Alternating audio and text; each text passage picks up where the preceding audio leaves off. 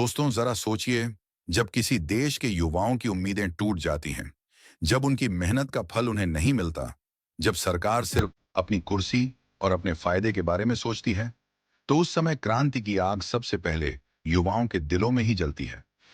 आज नेपाल इसका जीता जागता उदाहरण है। वहां हाल ही में सरकार ने कुछ ऐप्स पर बैन लगाया, लेकिन असली वजह ऐप्स नहीं थे। असली वजह थी भ्रष्टाचार, बेरोजगारी और जनता की आवाज दबाना।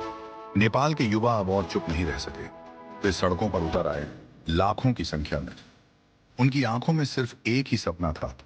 हम अपने देश को साफ सुथरा देखना चाहते हैं, जहां हर इंसान को बराबरी का हक मिले, जहां भ्रष्टाचार की जगह ईमानदारी और विकास हो।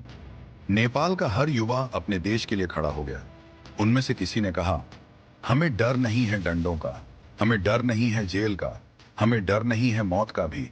हमें डर है तो सिर्फ एक चीज का, कि आने वाली पीढ़ियां भी हमारे जैसे हालात में जीने को मजबूर हों। अब सवाल यह उठता है, भारत का युवा क्या कर रहा है? भारत दुनिया का सबसे बड़ा लोकतंत्र है। यहाँ करोड़ों की आबादी युवा है, लेकिन अफसोस, आज भारत के नौजवान सोशल मीडिया की लाइक्स और फॉलोअर्स में खो गए हैं। कुछ लोग नौकरी की तलाश में दर दर भटक रहे हैं, लेकिन आवाज उठाने की हिम्मत नहीं कर पा रहे हैं। यहां भी भ्रष्टाचार फैला हुआ है, यहां भी बेरोजगारी अपने चरम पर है, यहां भी किसान आत्महत्या कर रहे हैं, यहां भी गरीब दो वक्त की रोटी को तरस रहा है।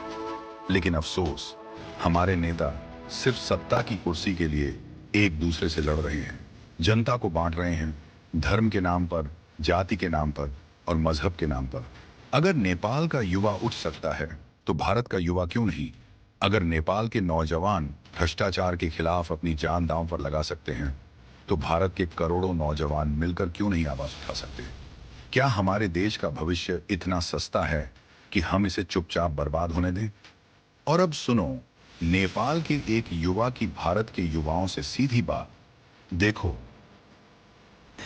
सो गाइस नेपाल में पता होगा आपको। अभी नेपाल में माहौल अभी शांति का माहौल है। अभी कल जेनजी ने पॉलिटिशियन वालों को घुटने टेका दिया है और केपी ओली ने रिजाइन करके वो चले गए, देश से भाग गए हैं अभी। या नहीं, देश भागे नहीं, सेना के कब्जे में है अभी सब। जो शहबाज देवा केपी ओली पर वो लोग कब्जे में है। और सो गाइस इंडिया वालों, तुम क्या देख रहे हो भाई लोग? तुम भी लगो भाई, जागो भाई, कुछ करो भाई, लगो कुछ सीखो भाई नेपाली से। अगर हम भ्रष्टाचार के खिलाफ सड़क पर उतर सकते हैं, तो तुम क्यों नहीं? उठो, जागो और अपनी आवाज बुलंद करो। दोस्तों, इतिहास गवाह है, जब जब युवा जागे हैं, तब तब साम्राज्य हिले हैं। आज फिर वही समय आ गया है। हमें अपने नेताओं से सवाल करना होगा। हमें यह पूछना होगा, क्यों हमारी डिग्रियां बेकार पड़ी हैं? क्यों हर साल लाखों पढ़े लिखे युवा बेरोजगार रह जाते हैं? क्यों शिक्षा, स्वास्थ्य और रोजगार के लिए कोई ठोस नीति नहीं बनती? क्यों हर साल करोड़ों रुपए घोटालों में गायब हो जाते हैं? याद रखिए, चुप रहने वाला युवा सबसे बड़ा गुनहगार है। उसकी खामोशी भ्रष्ट नेताओं की सबसे बड़ी ताकत बन जाती है। नेपाल के युवाओं ने हमें आईना दिखाया है। अब भारत के युवाओं को यह तय करना होगा, क्या वे इस आईने में अपना डर देखेंगे या अपना साहस? उठो भारत के युवाओं, आवाज बुलंद करो, सड़कों पर आओ, भ्रष्टाचार और अन्याय के खिलाफ खड़े हो जाओ।